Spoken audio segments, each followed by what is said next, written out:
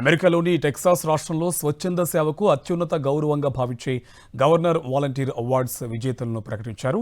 42వ వార్షిక governor volunteer awards గ్రహీతలను Texas first lady Cecilia Abbott వెల్లడించారు. ఇక ఈ అవార్డులను వన్ స్టార్ ఫౌండేషన్తో కలిసి నిర్వహిస్తున్నారు.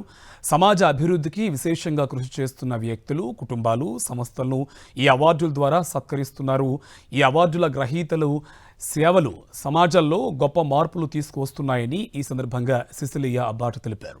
వారి సేవా కార్యక్రమాలు మరికొంతమంది టెక్సాస్ ప్రజలను వాలంటీర్ కార్యక్రమాల్లో పాల్గొనేలా ప్రేరేపిస్తున్నాయని అన్నారు. రాష్ట్ర వ్యాప్తంగా వాలంటీర్లు సామాజిక సమస్యలను పరిష్కరించడంలో, ప్రజలను ఒకే వేదికపైకి తీసుకురావడంలో కీలక పాత్ర పోషిస్తున్నారని పేర్కొన్నారు. అందుకే ఈ అవార్డులు టెక్సాస్ రాష్ట్రంలో వాలంటీర్ సేవలకు అత్యున్నత గుర్తింపుగా నిలుస్తున్నాయని తెలిపారు.